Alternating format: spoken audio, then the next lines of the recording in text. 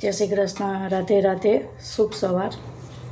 કે કાલે મેં આજે એક વિડીયો જોયો કે નાનું એવું બાળક જન્મેલું હોય છે. એ બાળકમાં જે તાકાત, એટલે કે જે વસ્તુ એને જે બધી મૂવમેન્ટ કરવાની છે 6 મહિના પછી, એ છોકરું એ મૂવમેન્ટ જસ્ટ એ જ કલાકમાં, એ જ મિનિટે, એ જ દિવસે કરે છે. વિચાર કરો, ઓલો કેટલું એને છોડાવવાની કોશિશ કરે છે એનું ટેટેસ્કોપ, પણ એ મૂકતું નથી બાળક, એ પકડી રાખે. બાકી એક બાળકની હિંમત કેટલી અને એક માણસની હિંમત કેટલી, છતાં પણ એ બાળક નથી મૂકતું. આપણે એની ઉપરથી સ્વીકારવાનું છે કે આજકાલનું જે બાળક, આજની યુગ પેઢી છે એ કેટલી એડવાન્સ ચાલી રહી છે.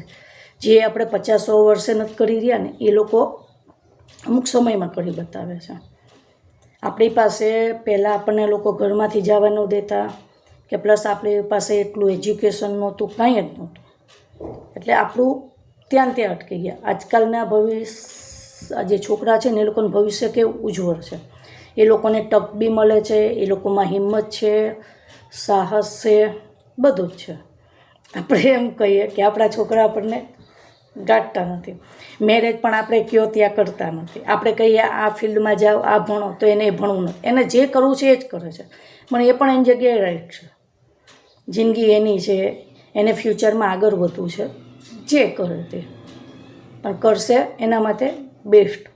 બીજો એક દાખલો કે જે હમણાં આપણે નીટની પરીક્ષામાં આ બધું જે કૌભાંડ થયું, એની અંદર મેં એવો દાખલો એ પણ સાંભળ્યા છે કે છોકરાઓ બહાર ફરવા જાય છે, છતાં પણ એને ઘરના નથી કહેતા કે આ પ્રશ્ન થઈ ગયો છે, કે છોકરું ડિપ્રેશનમાં ન આવે. છતાં પણ એ છોકરાઓ ત્યાંથી, એનામાં તમે સાહસ જોયું. જ્યાં ફરવા જાય છે ને, ત્યાંથી લોકો બારોબાર નીકળી જાય છે. ઘરે ખાલી એક રિંગ કરે છે કે અમે અહીંયા નીકળી ગયા છે, અમારા ભવિષ્ય સાથે છેડા થયા. 2 થી 3 વીક આઈ થિંક થયા હશે, પણ જો છેલ્લે ઇસ્તીફાઈને આપવો પડ્યો, ગાદી મૂકવી પડી.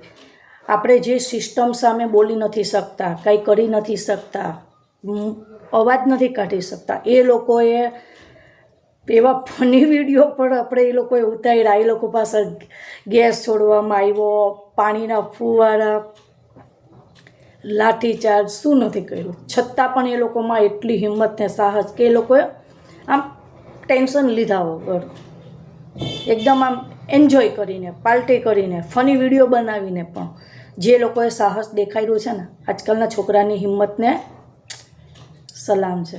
અને હું તો કહું, એટલું હોવું પણ જોઈએ છોકરામાં. એટલે આજકાલની જનરેશન છે ને, બહુ એડવાન્સ છે. આપણે એને સમજવાની અને આગળ વધવાની તક તો આપવી જ જોઈએ.